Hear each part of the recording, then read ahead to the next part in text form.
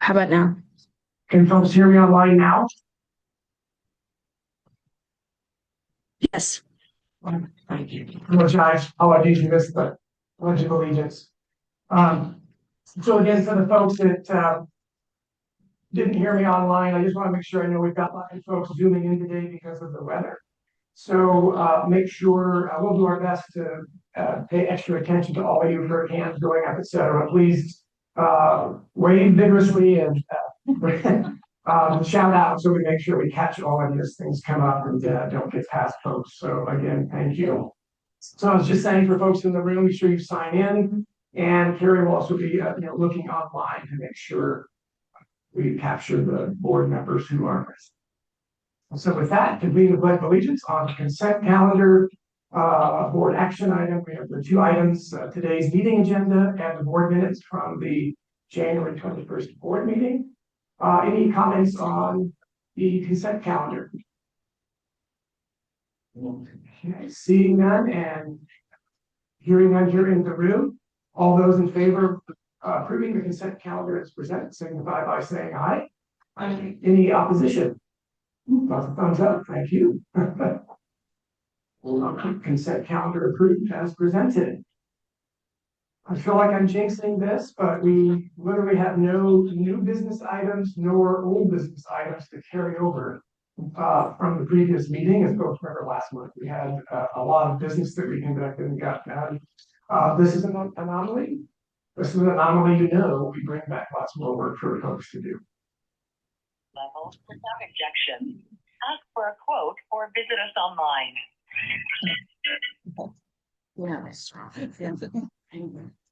Executive board reports. So we'll start on a couple of things. Sure. First and foremost, maybe important to share. After 5 years of serving as the chair, at this point, I do not plan to rerun again for the chair again. I really want to offer up that opportunity for new folks to come in and sort of take us to the next level.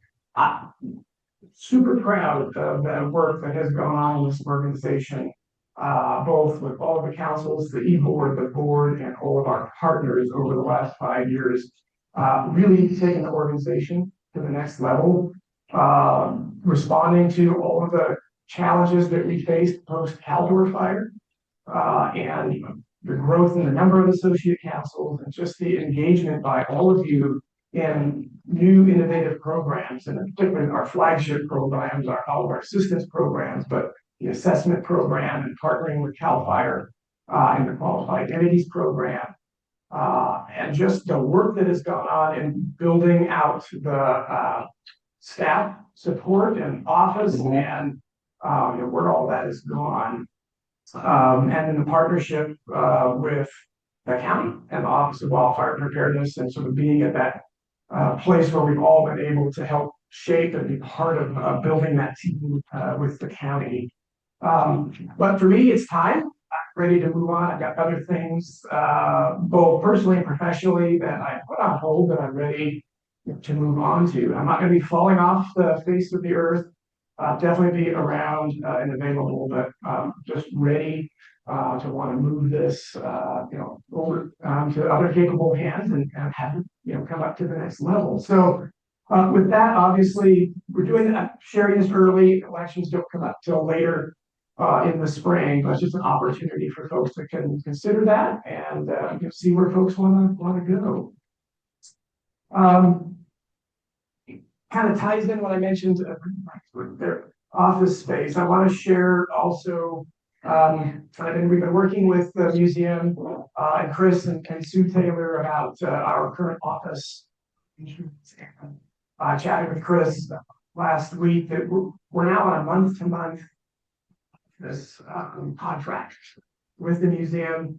We're honestly outgrowing where we were at. And for folks that have followed our progression, we were operating out of a back corner office space at the Rescue Fire Department that they graciously provided for us for a long time.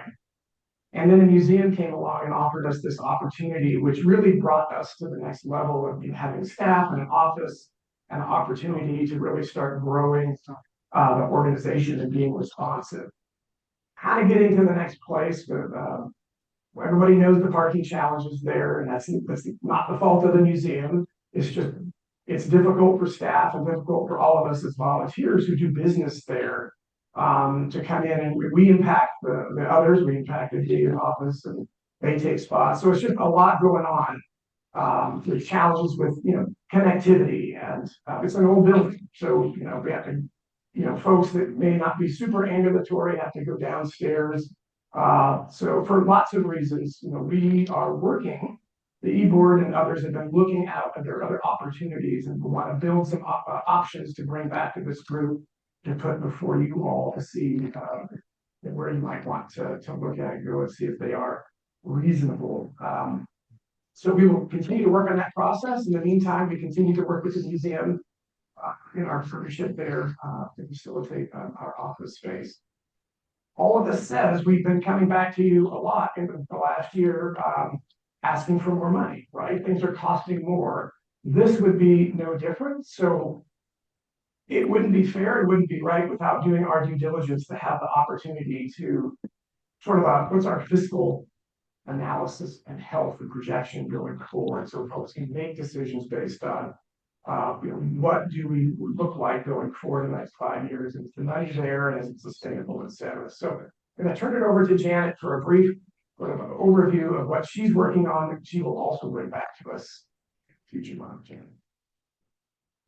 Good morning, everybody. As you know, the Fire Safe Council currently operates off of the fiscal sponsor fees that we have received from our grants. So every time we have a grant, we build in an allowable fiscal sponsor operating cost of between 10 and now going to 12% on most of them. Sometimes 15. Sometimes 15, which is good. So that is the money that we operate off of. We have a balance in our account that we have been managing since the Fire Safe Council started, and it's part of why we do our expense report that you see. And on the bottom of that expense report, which I'll point out during the treasurer's report, I always give you what the cash balance is in our account. So we are looking at how costs are changing over time. Again, in April, I'll have to come forward with the budget for the next fiscal year.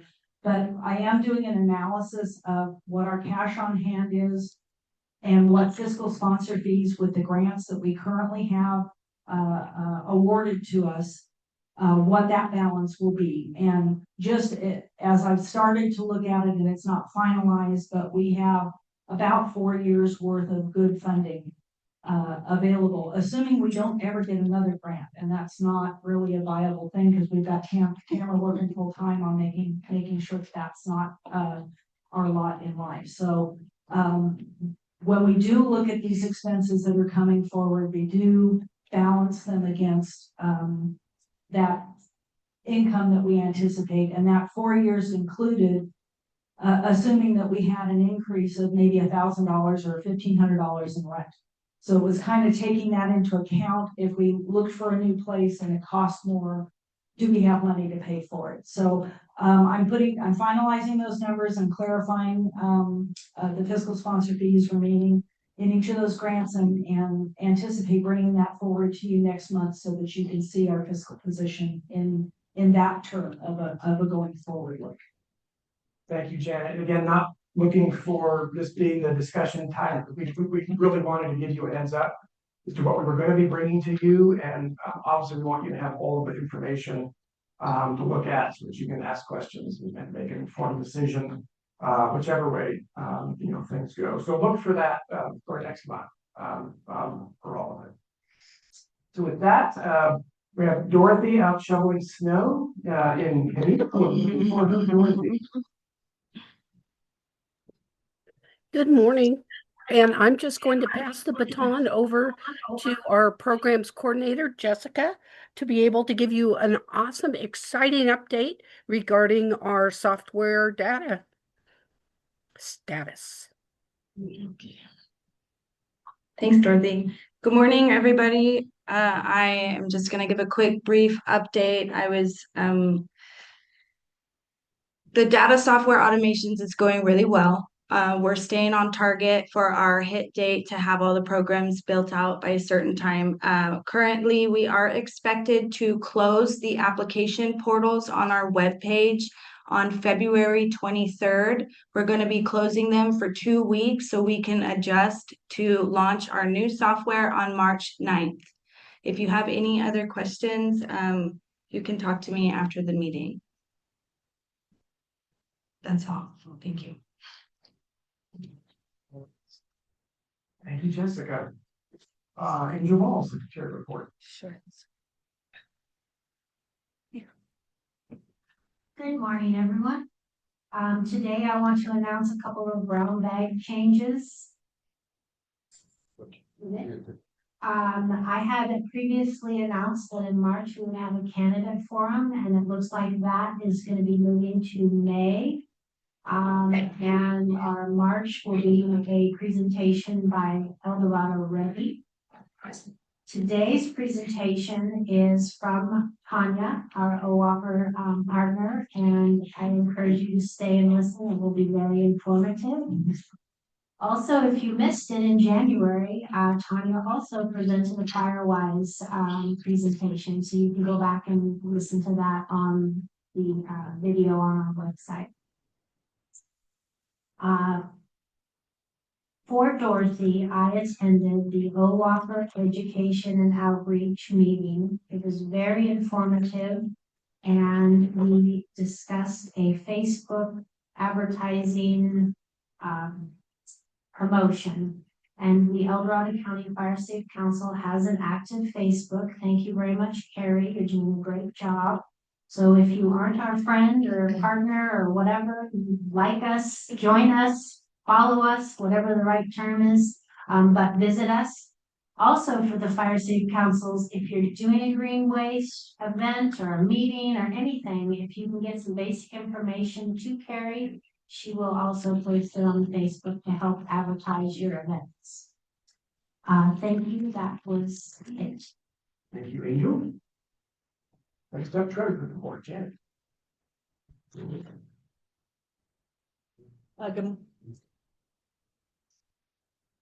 morning again.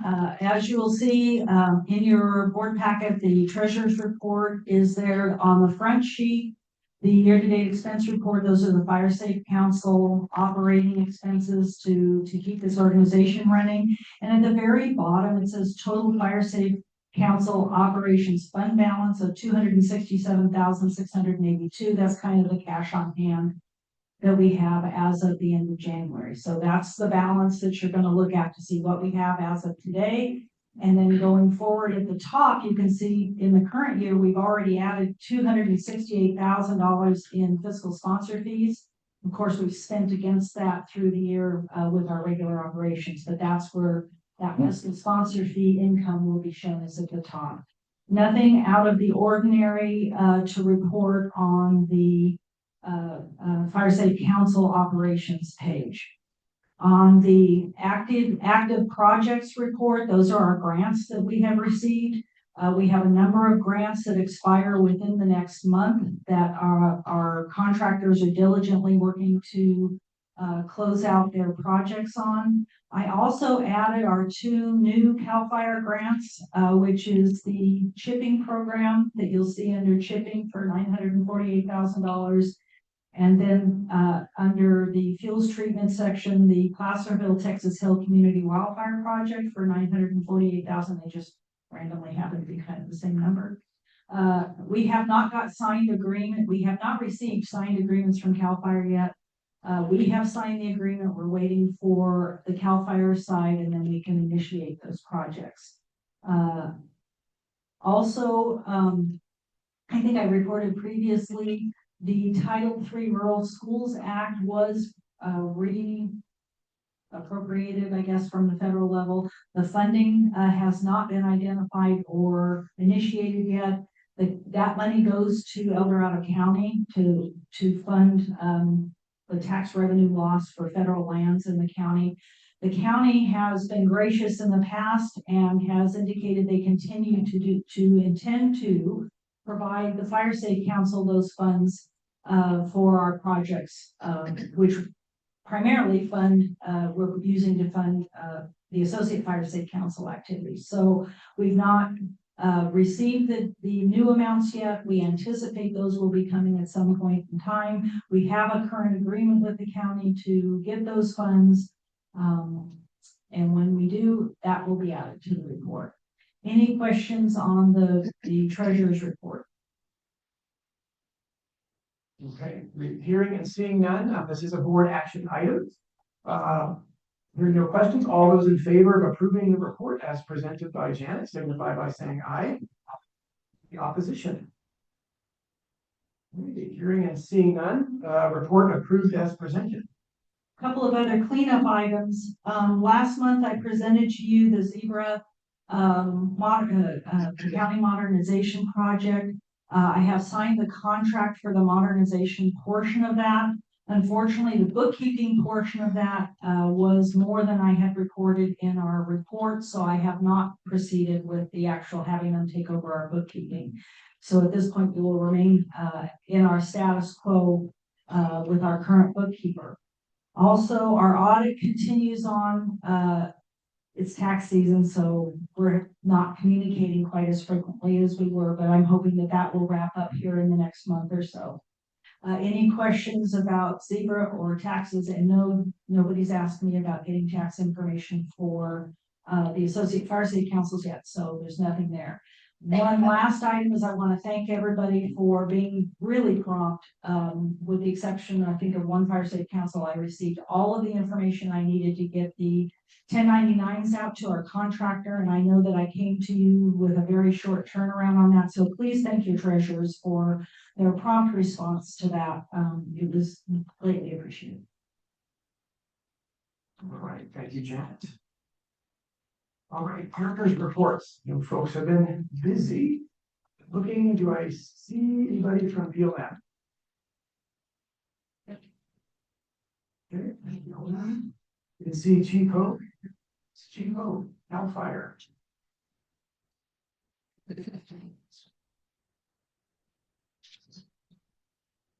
Okay, well, that's like a record for starting meeting to partners. Don't jinx it for us. You know this can go bad. Okay, so I'm here, but I also have my Battalion Chief Brian Cooley with me as well, and he took a position that I previously vacated, and as we put him in there, he's been doing great in terms of like our wildfire fighting piece. So anyway, having said that, planning and training season for Cal Fire. So this is the time of year where we like meet with our cooperators. We get all of our crews out to do their specific training. They're going to classes. They're moving all over the state. Those kind of things. So we're busy in a different way, not necessarily out there fighting fires or doing that type of stuff, but you know, our fleet is improving equipment. They're doing their annual maintenance, all those types of things that happen. Basically, what we would call the off season, but in terms of how busy we are, this is not necessarily an off season. So. From the community risk reduction shop, a couple of things. We had a town hall for the South Placerville fuel break. Good turnout that was held at the Placerville City Council meeting. We had probably 60 or so participants. Good interaction, good conversation between those groups. Since then, we've had a number of additional rights of entry for what we call our RM75 program. So that gives us, that's that initial step for the planning of actually doing this large scale landscape project that we have planned for south of Placerville. So once we get those in, we will start working on phases to kind of refine the design of how we're going to go about doing this project. Overall, our goal there, our strategy is to create a fuel break on the south end of Placerville in the Weber Creek area that we know is going to be an issue. We've done studies on that. We've had research in terms of modeling and looking at weather and that type of stuff.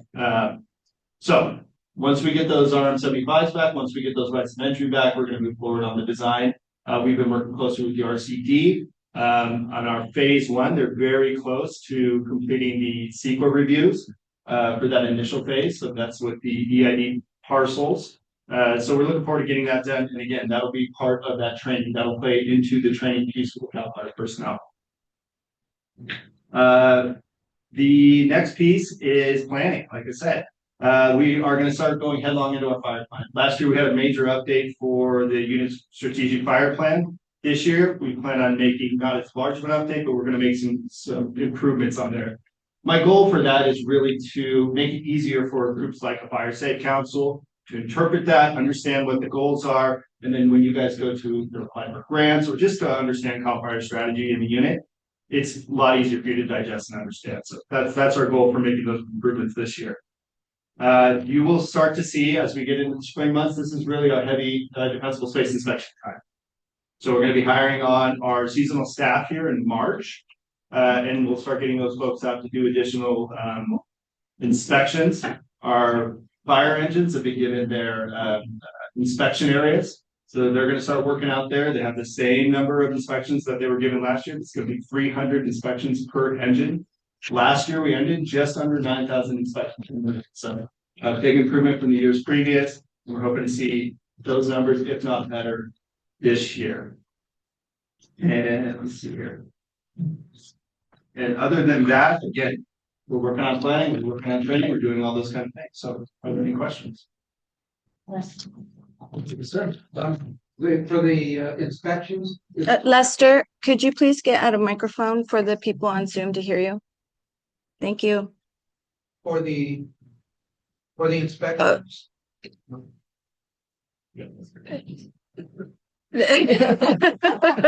the inspections, is there a map or identification of where those are? Because when I looked on the OWASP site, I didn't see the new areas.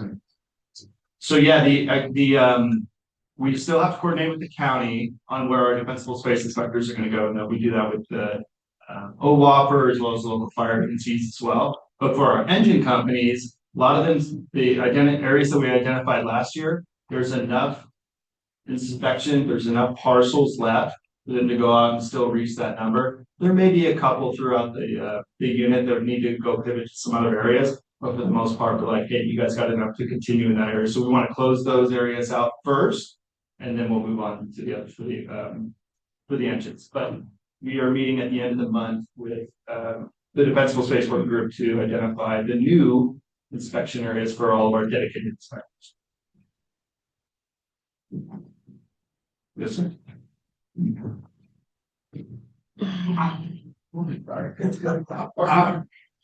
You know, as I go to the Board of Supervisors meeting regularly, you guys have seen me there. Surprise, surprise.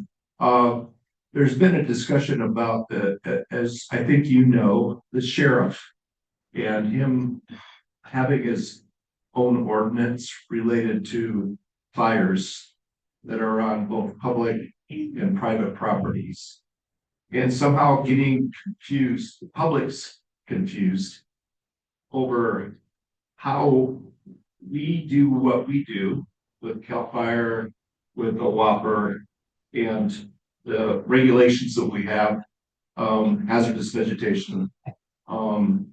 So it's been pretty much silent on the part of the other parties. CAL FIRE has really not spoken outwardly about the sheriff's new ordinance.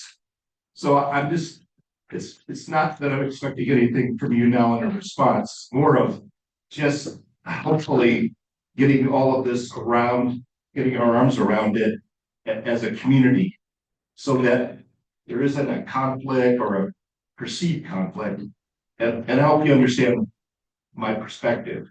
But do you have anything more that you would want to say today related to what the sheriff is attempting to do? So thanks, Chris. I'm glad you asked that. I actually have not been too terribly intimately involved in that conversation as yet. I know it's something that our FBOs have been talking about a little bit. I haven't had a chance to opportunity to get to those meetings, so I don't have a ton of information as far as that go.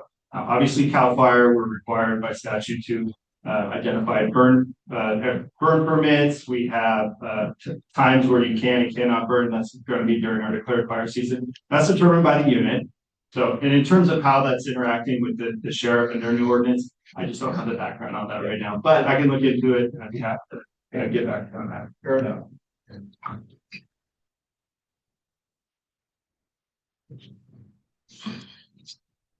Good answer for you, Chris. At the end here, we'll get. Microphone, Yes. he needs the microphone. Good morning, my name's Matt Glacier. I work in Office of Emergency Services for Illinois County here. I hear you loud and clear, and there has been a lot of questions regarding this subject, and completely understand. As you're aware, a couple weeks ago, Lieutenant Watson from the Sheriff's Department went to the Board of Supervisors. They passed the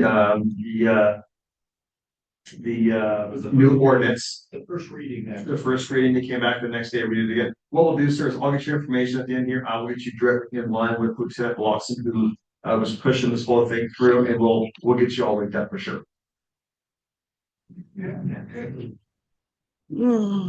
I don't want this to be a Chris Payne thing.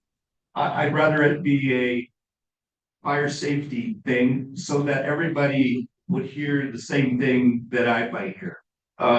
As we know, this is why we meet on a periodic basis, is to be able to draw in as much information that's going on in our community, and that's what makes us successful. So if we haven't got anything right now, that's okay. I just want us to work on it, and so that everyone here in this room would hear the same information that I might get. Okay, thank you. Absolutely, and I agree with that philosophy 100%. Usually there will be a deputy here or a lieutenant warden who is typically here with the Fire Safety Council, who represents EDSO. There's been a change in leadership and there's different offices. We have a new Lieutenant Wade Brathwaite. And he was going to come today, but as you're well aware, we have some significant search and rescue events going in the county, like Elmo Ranch, Mormon River Trail. To say there's a lot going on right now that they couldn't make today's meeting, and you could have had a better answer than what I gave you, but I will get your information and make it happen. Oh, for sure, absolutely. Can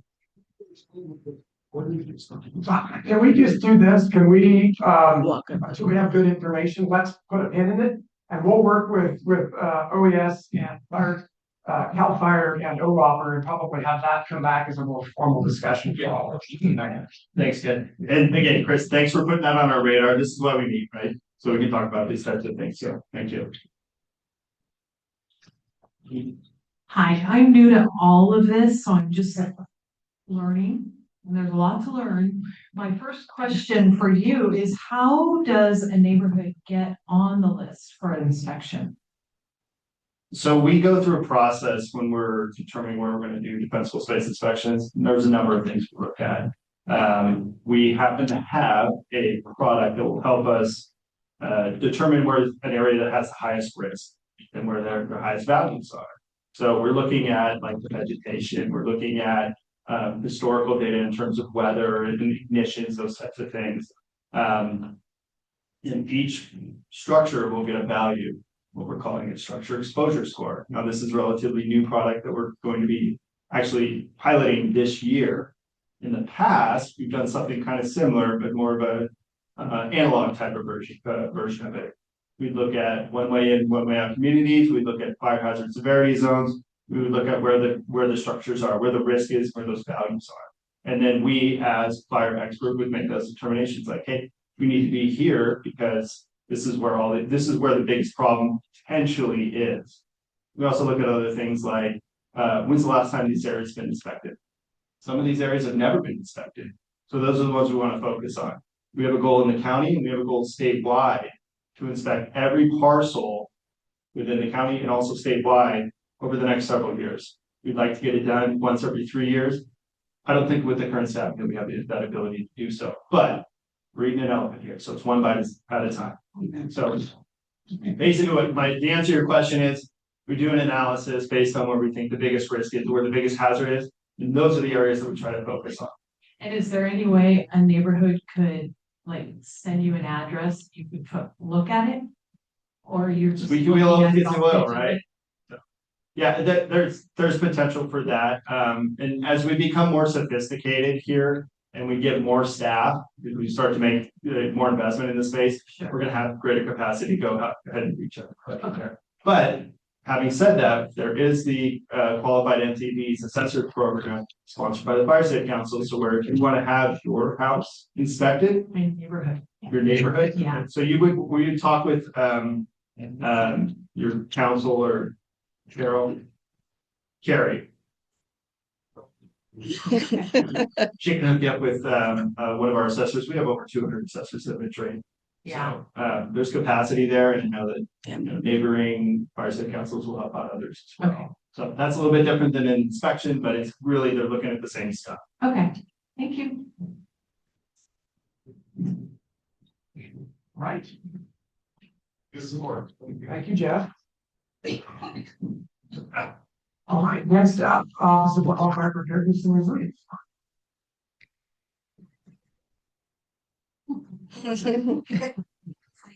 Skip somebody, no. Usually I do. Good morning.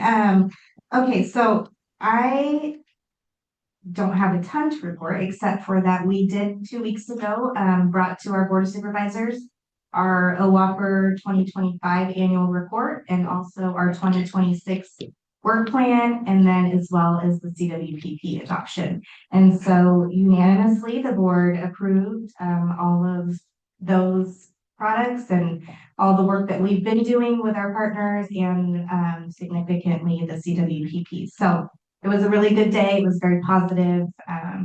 All 5 supervisors really acknowledged the work that all of these partnerships are doing and where we're going. And this is exactly where the county should be headed. So bravo to everybody, and especially including the Fire State Council. That was highlighted. Your value is very seen in this county. So just a couple highlights from our report, defensible space, and it's a good segue from Chief Hoag's report. But our defensible space inspectors last year, our county ones did 1,730 inspections, and all the agencies combined, like Jeff mentioned, was a little over 9,000. So what I did want to point out when I was giving this presentation to our board was that the numbers are really important for statewide reporting. They need those numbers. We all need those numbers. On a local level,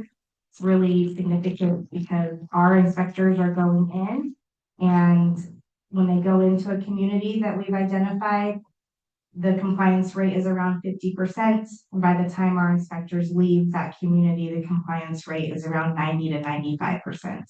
And that's not, that's not enforcement. That is literally connecting them with resources for help, educating them on why they should come into compliance and what it means to be fire safe. And they're doing those things to become fire safe. So when we leave a community, they are almost 100%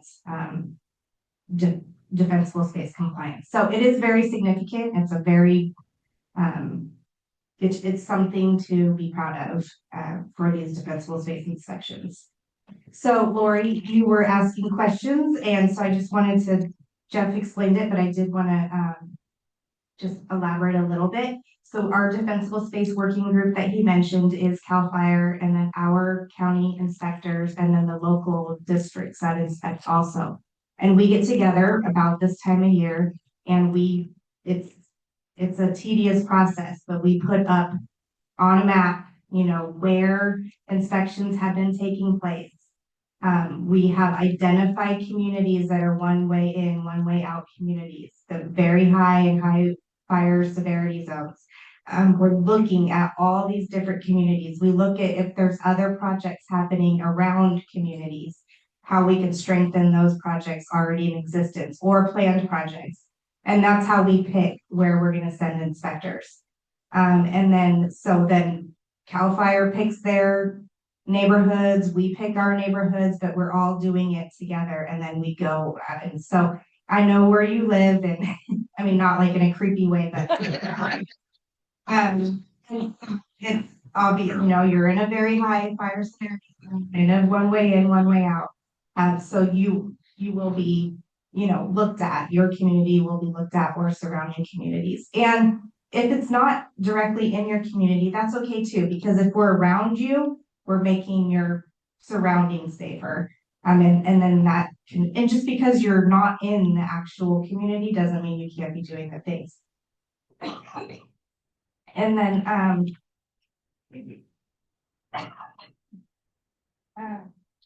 sorry. There was one more thing. But anyway.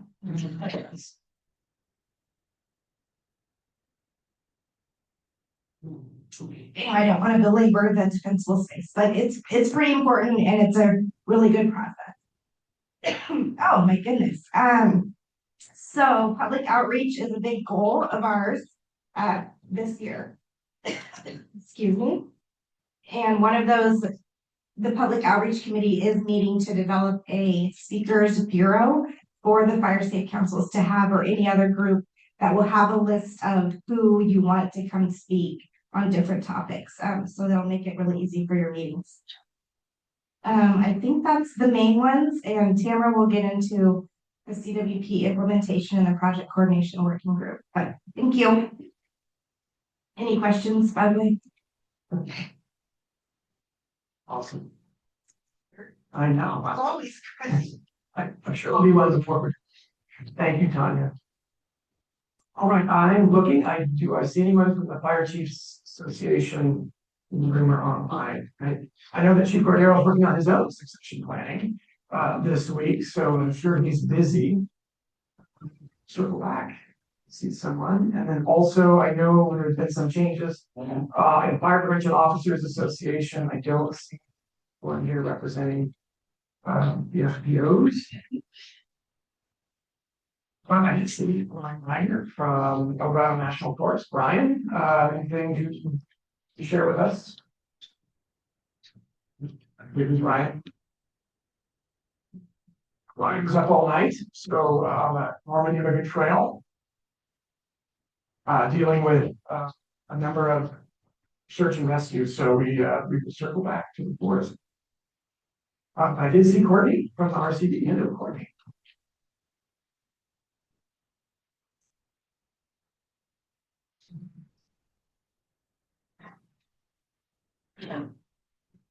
Good morning, Courtney Jackson with the Resource Conservation Districts.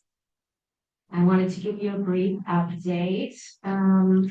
So because of the weather, operations have slowed down in 3 of the projects that we're currently working on, just until weather and soil conditions improve. And those are South County, Spanish Flat, and the Mosquito EFRT. And they are still operating, but just in limited areas. And also the Coloma Lotus project is on pause, but they are on their last street on Riverwood. So that will end that project. In Auburn Lake Trails, we have our contractor conducting biological and ecological surveys. And the RFP for contractors posted, and that contractor should be hired by the end of March. Any questions? All right, have a good morning. Thank you, Courtney. So I am looking, I think both our partners at SMUD, Eric Brown and Mike Webb at PG&E are fully engaged this morning. I'm not seeing them online, but are here. So I do want to circle back to Sheriff's Office of Emergency Services. Matt Leach, anything additional you'd like to share? Hi, good morning again. So for OES, we're just busy right now with search and rescues, and there's quite a few going on in the county right now. We're also working with Amador sheriffs and fire as well on multiple rescues going on currently right now. There are a couple items going up in Thursday Flats where folks are they're stranded because some folks are in these trailers while they're getting their homes built and power's out. So we're shuffling people in and out right now. It's actually, the process is going smooth considering how many people are calling right now. So again, Lieutenant Morton is no longer in OES. It'll be Blake Rocklet. I will send you guys an email today with all the contact information and the names and spellings of Blake and his Sergeant Brian Harris. They would love to be here, but again, they're a little tied up right now with a handful of things going on to help. And a report, if you have any questions. Yes.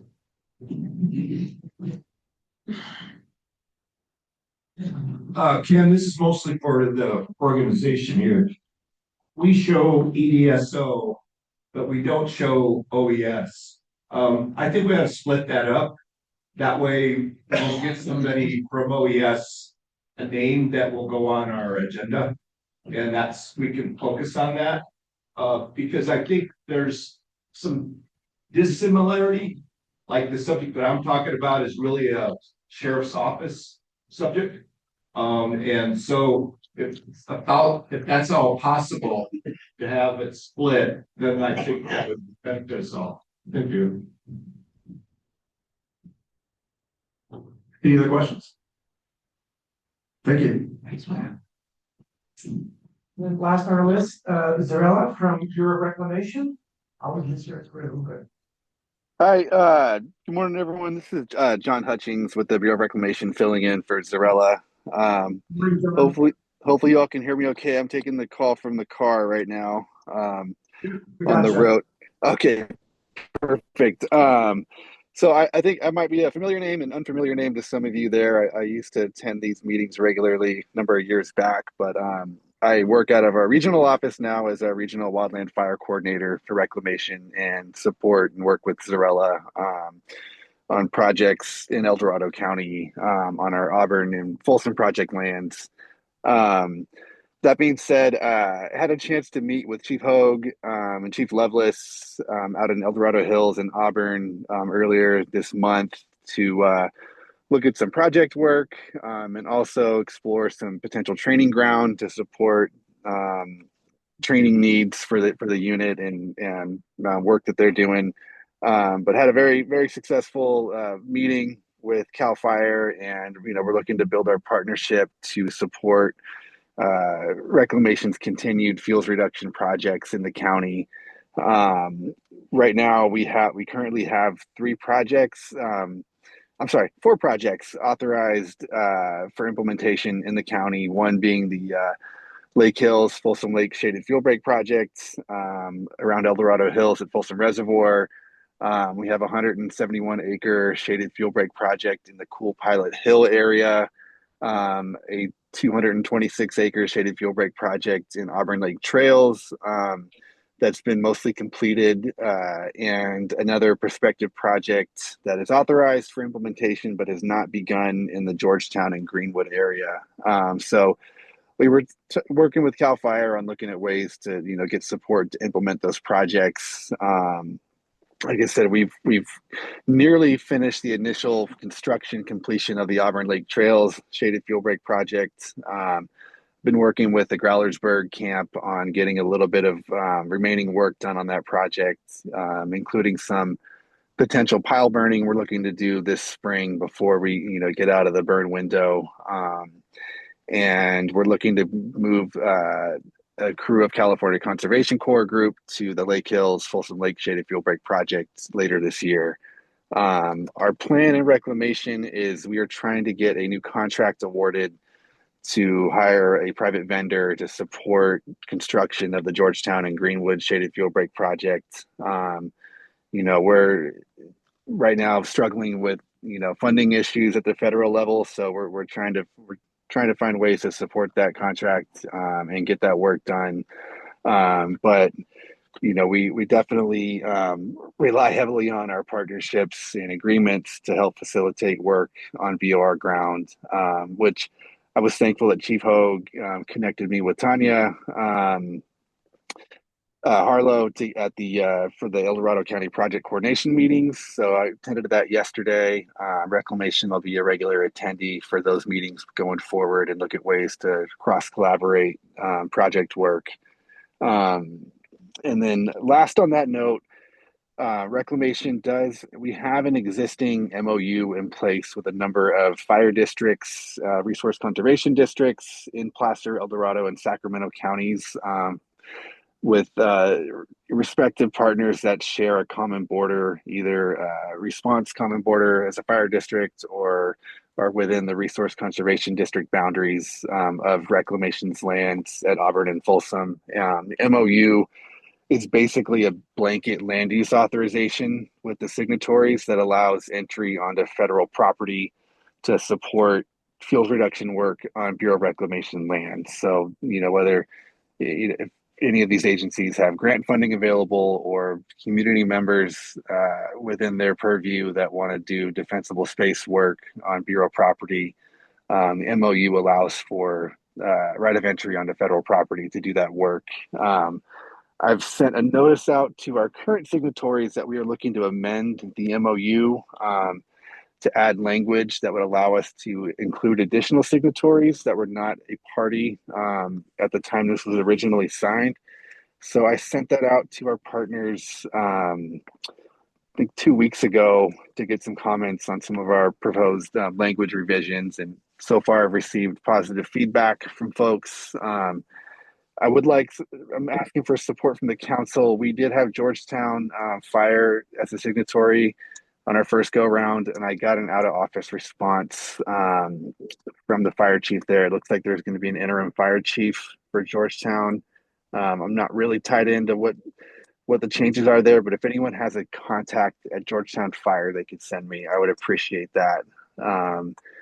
And if there is an interest from El Dorado County Fire Safe Council to be a party to this MOU, please reach out to me as well, and I can provide more information there. But this would be a great way to help facilitate work on BOR ground to get more work done in the county. So I can be your point of contact for that. If anyone has questions, reach out to me directly. If there's any other questions about my report right now, I'm happy to answer that. Wow, John, thank you. That's a lot of information and good information. And yeah, we'll circle back with you on what's happening up in Georgetown. OWOPR and Fire Agency have been actively engaged in all of that. And then also, yeah, we would certainly love to at least have a look at the MOU and bring that to the board and see if that's something we want to do. So we'll reach out to you separately on that as well. Great, thank you.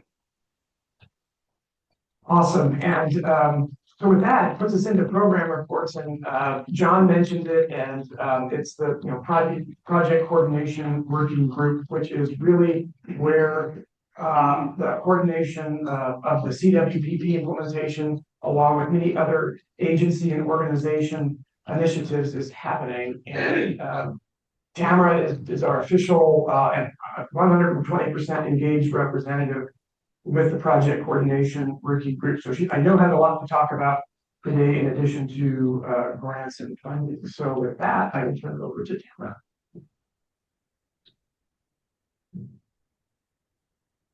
Good morning. I'll start with grants. There's a kind of a lot going on with grants.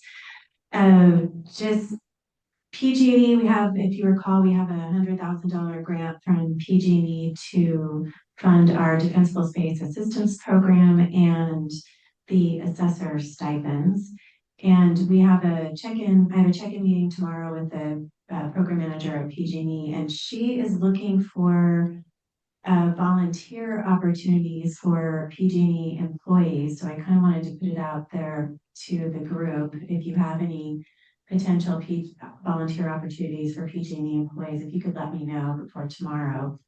I'm going to suggest that they participate in a fire safe council where they live, possibly do a table for PG&E and fire safe council events, and then speak about PG&E activities at fire safe council meetings. But if you have other ideas in your fire safe council, let me know. And that meeting's tomorrow at 2.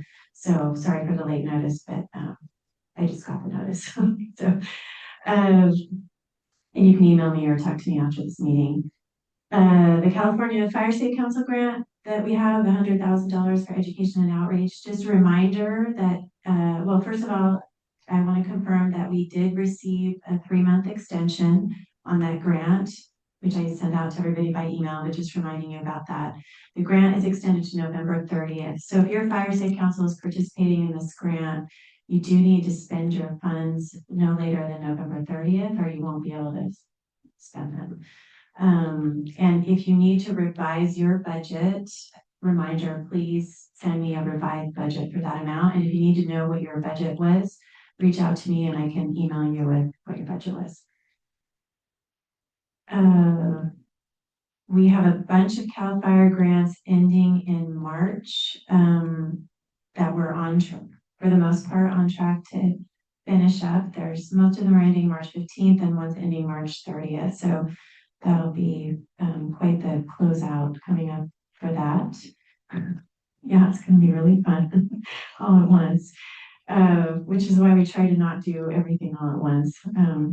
We're trying not to in the future. We still have a few things pending. We have a BLM grant pending to do NEPA prep and planning up on all the BLM parcels on the Georgetown Divide. It's moving forward. We're very hopeful we're going to get it, but still in process. And another one that's still in process is our capacity building grant that we submitted to AIM Coco for $75,000 for help with coordinating the assessor program and to pay for stipends.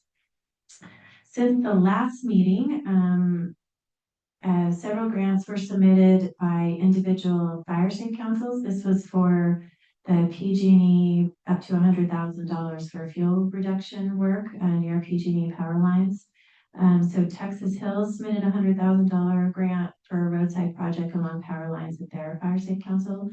Sierra Springs submitted a $100,000 grant to do 86 acres near power lines.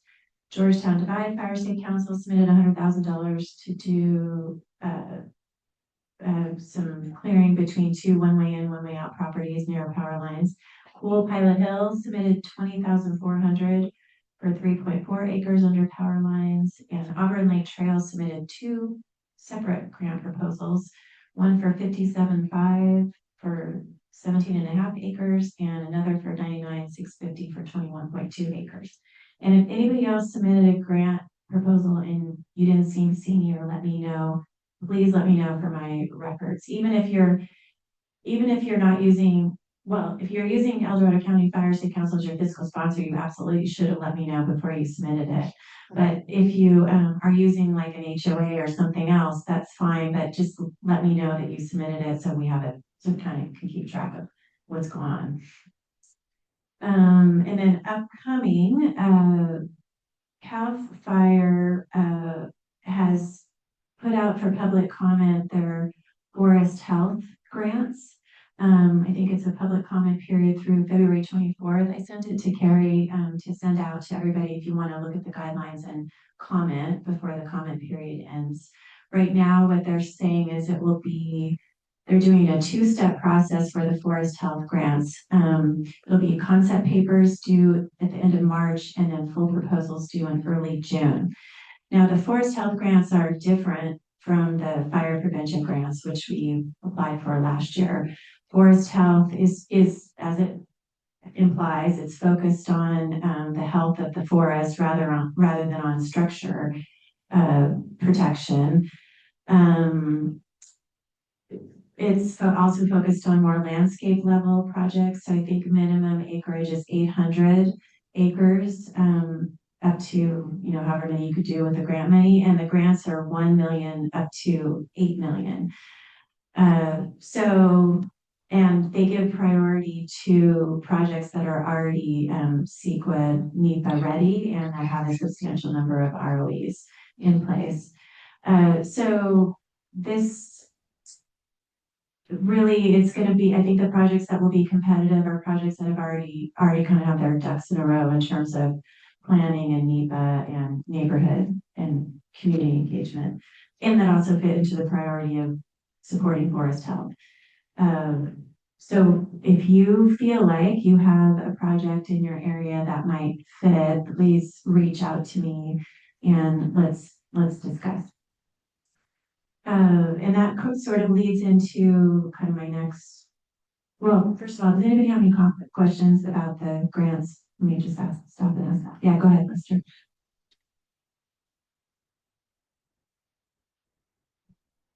Regarding the closeout of the upcoming grant, is there anything we can be doing to assist to make that process a little simpler?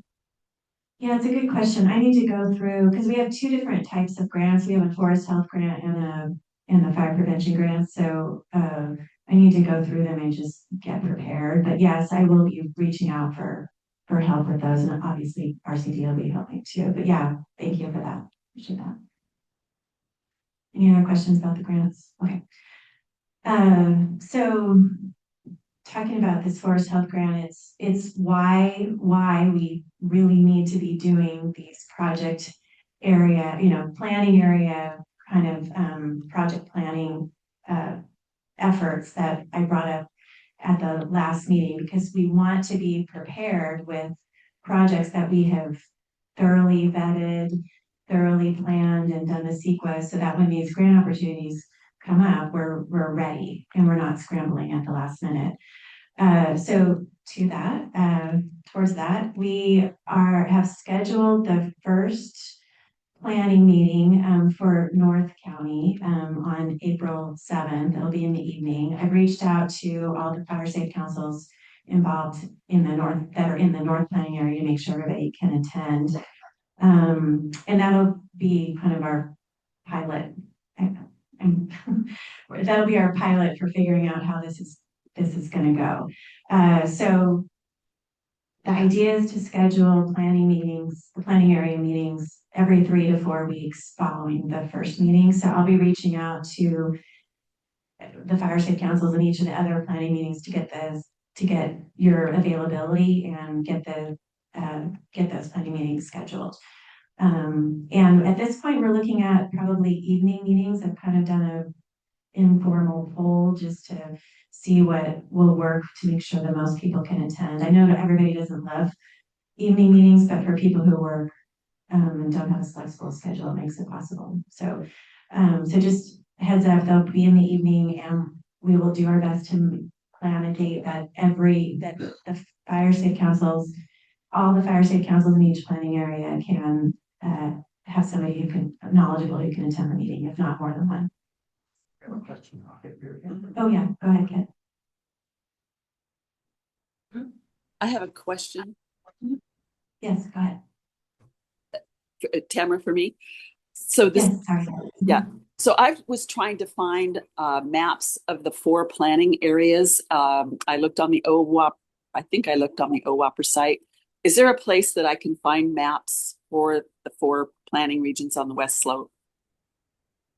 Yeah, the planning area map is in the CWPP, but I will send out information to everybody with the planning area maps.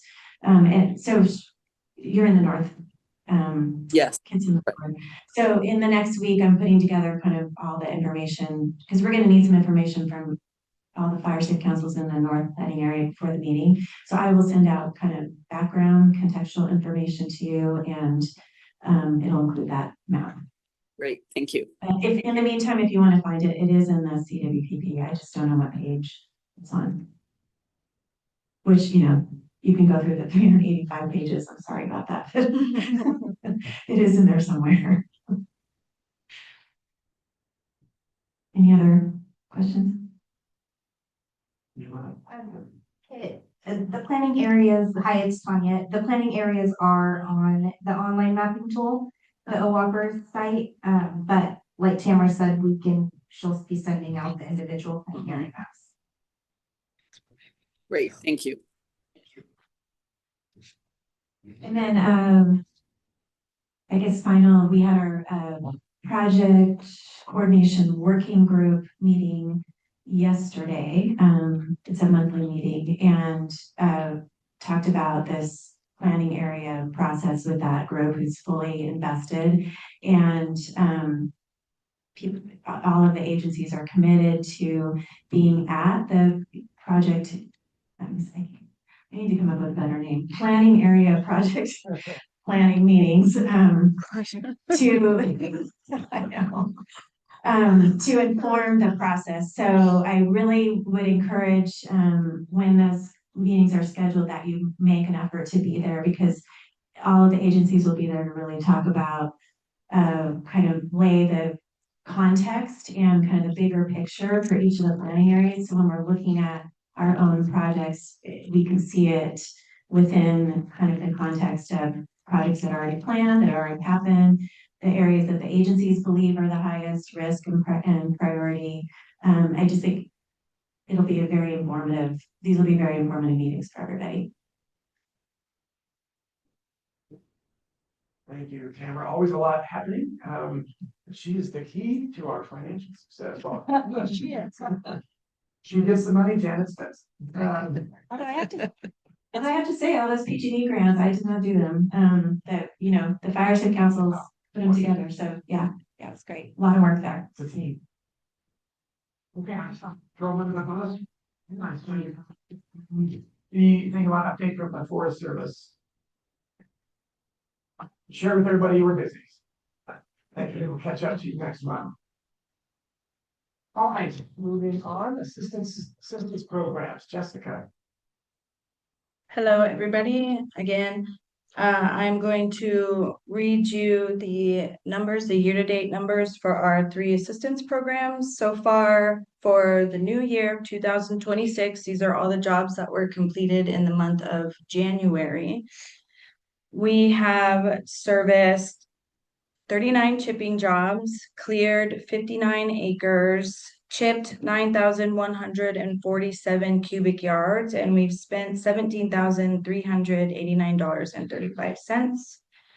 For defensible space, we have evaluated 28 new parcels, cleared 8 of them. Of those 8 parcels, 2 were veterans, 7 were seniors, 2 were low income, and 5 were disabled residents. The average cost per parcel is running $1,261.35, and we've spent $14,132.65. For hazardous tree, we have assessed 8 parcels. We've completed 19.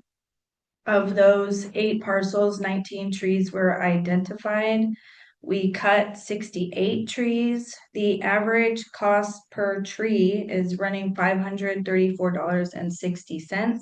And oh, this changed. Okay, and the total cost that we've spent so far is $47,977.50. Right now, we're averaging about 10 applications a week for chipping, and we actually had an influx of defensible space applications. We got about 40 in the last 2 weeks, which is a little high for February. And what we're realizing now is a lot of people are applying ahead of time. So I just want to remind everyone to please don't apply until you're ready to be serviced. I recommend 30 to 45 days ahead. Since we're going to be going through this new software changes, if you apply now and you don't want to be serviced till May, you're going to have to reapply with the new software. I also want to remind people that community chipping events are still available to the Associate Fire Safe Councils, and it is a great way to have your community chipped all at the same time. Plus, it makes it convenient for the contractors as well. Thank you. That's it. Any questions? Okay. Just a real quick one on the request for, was it proposals, basically looking for new names for contractors. Did you get adequate response? Did you need more info? Yes, thank you, Lester, for bringing that up. That is actually part of my report that I wanted to give today. So we did receive, cutoffs were on the 13th. We did receive a total of 15 proposals. 8 of them were for clearing the excavator crews, and 7 of them were for the arborist position. So we are scheduled to meet on the 26th with the evaluation panel. And we're gonna have Cord Wagner will be a part of it, Dorothy Fine, and oh gosh, I'm drawing a blank on the names. Janine Stiles will also be a part of it, and I believe one other person. I can't remember the name right now, I'm sorry. But we are meeting on the 26th where we'll be reviewing it, and then we'll present that to the executive board on the March executive board meeting, and then we'll bring it back to you next month. And this is for the hazardous grants for hazardous tree. Yes, for the hazardous tree positions, which are going to be a little over 2.5-year long contracts. Do we have another question? Oh.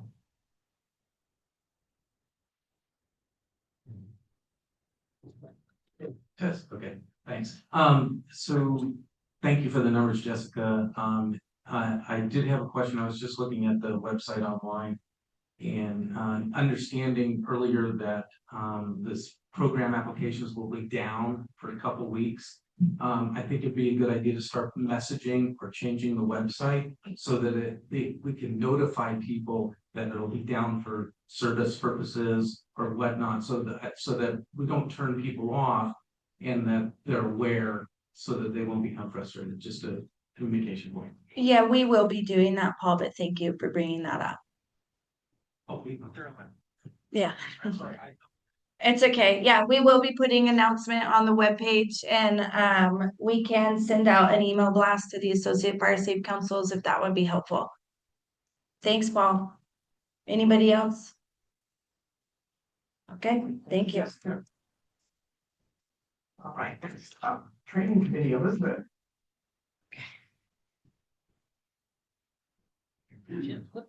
Extra work. Okay, yeah, so the assessor training committee has been busy at work. I think most of you got emails, but if not, we did plan 2 assessor training sessions for the spring.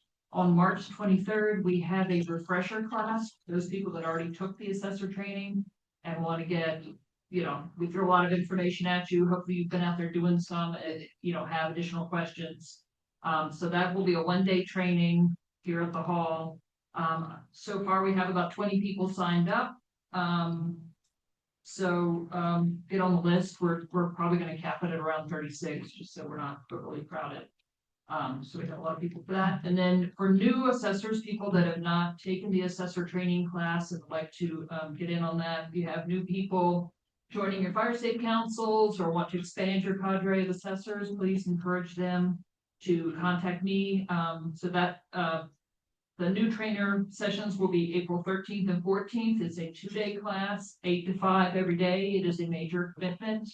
And no, for the new assessors, you cannot come for part of the class and not finish it. If you want to be trained as an assessor, you need to commit to 2 whole days of training.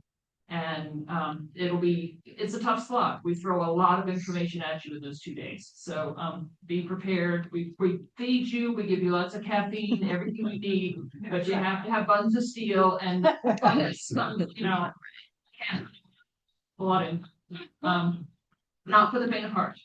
But quite doable. Everybody has survived. We haven't carried anybody out on a stretcher yet. So anyway, so we have sign-up sheets here for those that are here. If you're online, maybe put something in the chat and I'll try to get it from our coordinators up there. Or contact me. I give you my email address. There are the numbers 12ELIZS is in Sam, T is in Tom at Gmail. And just email me and I'll put you on the list. We'll have more information coming out soon. The other thing on the refresher class, if folks have specific questions that they want answered in the class, things you've come up against in the field or you're confused about, please send us that information and we will try to address the specific questions in the refresher class. That's it. Do you have anybody signed up for the new training class yet? Yes. Yeah, so the new class, we've got 19 people. So we only have room for about another, what? 17. There you go. I think you was wondering if you should show up or not. You're still hired. You're on the hook for this one. Thank you, Elizabeth. All right, outreach and education, Dorothy. Thank you. As you heard from Angel, she had the opportunity to sit in for me at the public outreach and education working group at the county level, and lots of good things are going on regarding social information. I'd like to thank all those fire safe councils that sent in survey information via the email questionnaire that went out. We'll be compiling that. The rationale behind seeking information from fire safe councils is we want to see how we can best set up things to help support all the efforts that are being done by the fire safe councils right now. And in the very near future, we need to put in the back of our heads that the fair will be with us before we know it. So we'll be asking for volunteers to sign up for the 4 days. And I'll keep you posted with the rest of the activities monthly that are happening throughout the county.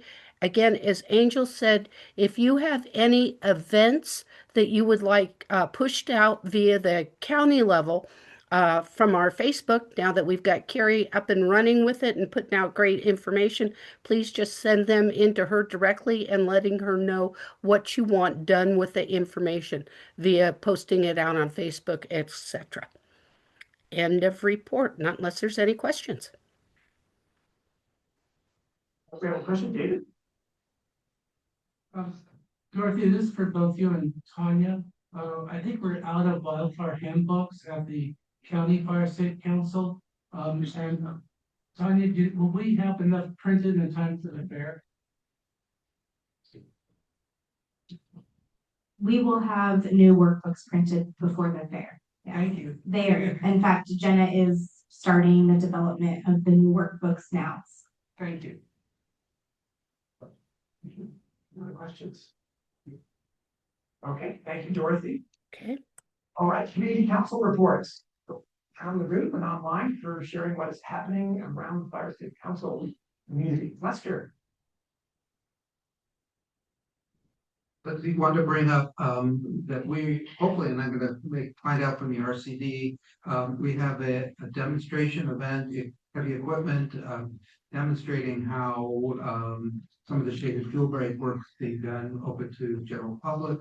And it's going to be out in the Oak Hill area, although it's representative for the whole South County fuel reduction project. But the question, are we still on based on the weather? We are. Okay. So it sounds like we are still on. It's Friday, this coming Friday is February 20th from 12 to 2. It's just a drop in. If anybody's interested in kind of seeing how the mastication equipment operates and whatnot. We're hoping that maybe for some of the local residents that are interested in do this on their own property, get a sense of what it looks like. What's the address over Let's see, address. It's if you drive out Oak Hill Road to Dayton Lane, and there'll be volunteers there directing you into some parking areas. Oak Hill Road and Dayton Lane? Yeah, it's not an address. Well, that's fine. Dayton Lane and Oak Hill Road, and there will be signs there. And also we're hoping that people are gonna stagger because parking is, will be a little limited. We will have parking attendants. There will not be a formal presentation, but there will be people on hand answering questions, and we will have several different kinds of equipment for you to observe. Maybe the snow plows. Thanks, Courtney. I just need it.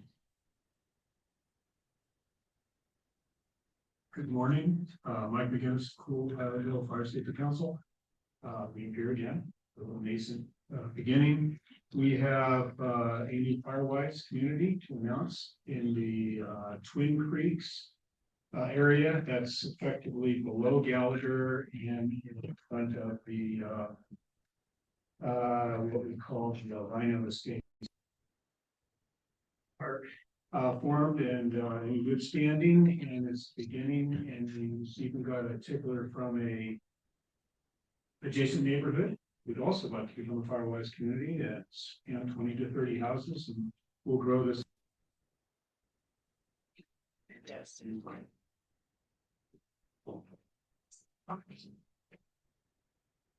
Possible Fire Safe Council will be at the Battle of the Badges on February 28th.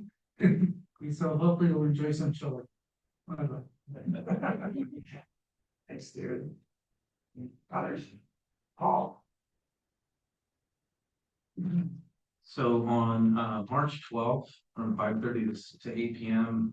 Greater Cameron Park Area Fire Safety Council will be hosting a wildfire risk mitigation strategies reduction education seminar. We have IVHS. I don't know if a lot of people know what that is, but they do a lot of work for Firewise Homes. They'll be a keynote speaker along with KB Homes. They built a new housing project in Cameron Park. They'll be presenting. We have the FPOs are going to be on board as well. We're going to be explaining about a lot of the programs that are available to the community through the through the County Fire Safe Council. There'll be a burn simulation done with sand tables with various conditions, specifically focusing on before any mitigation efforts are taken and what would happen once mitigation efforts are taken to help people get a real good visual of what's occurring. And then last but not least, we have been given an auction prize for dinner for 6 at a local firehouse. That's on March 12th. Thank you, Paul. Diamond Springs Fire Safe Council and working with the Sheriff's Office of Emergency Services, will be putting on an evacuation exercise on April 18th for the greater Fowler and Canyon Valley area. One way in, one way out community. We'll be having 2 town halls getting prep for it, both at the firefighters hall in Diamond Springs on the February 25th and March 18th from 6 to 8 in the evening. And we look forward to it and thank DSO for helping us put on this project. We've been looking forward to it for a while. Thank you.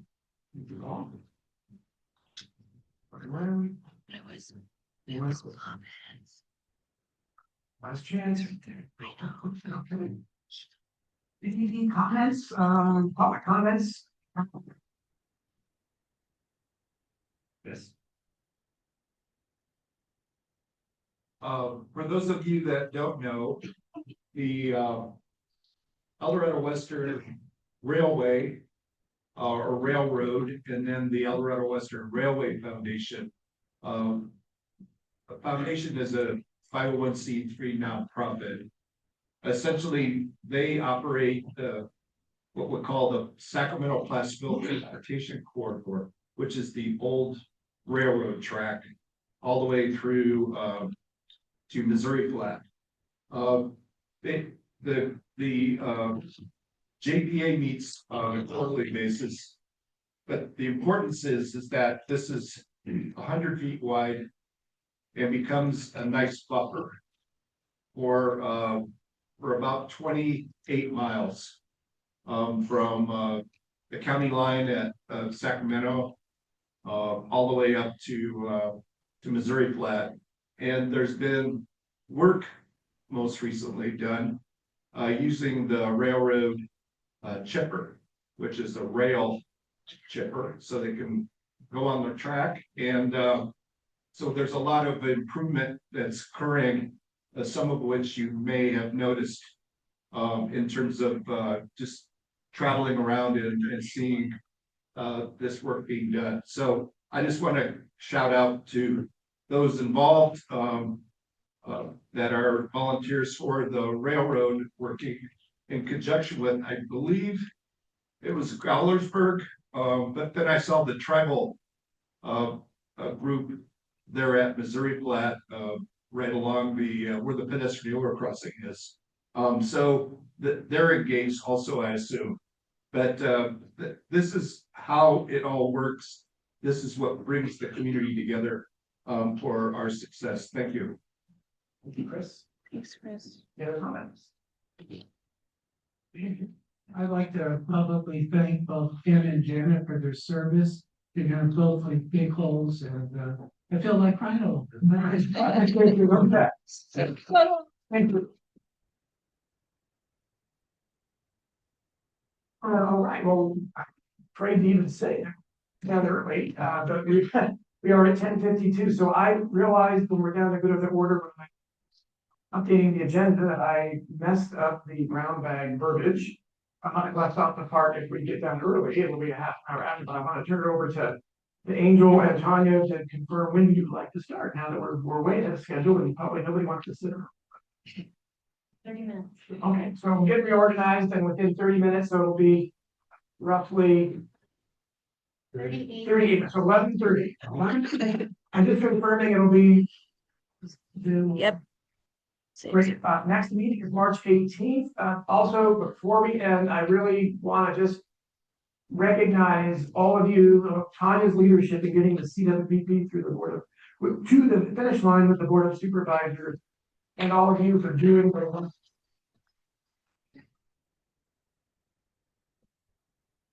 most significant accomplishment as a team in a long time, and it was a lot for everyone to move all of our herd of cats across to get there, and it's amazing. It really is an amazing feat, and thank you. You should all be proud of what you're all doing there. All right, with that, we're going to adjourn 11:34. Go on. Did that feature?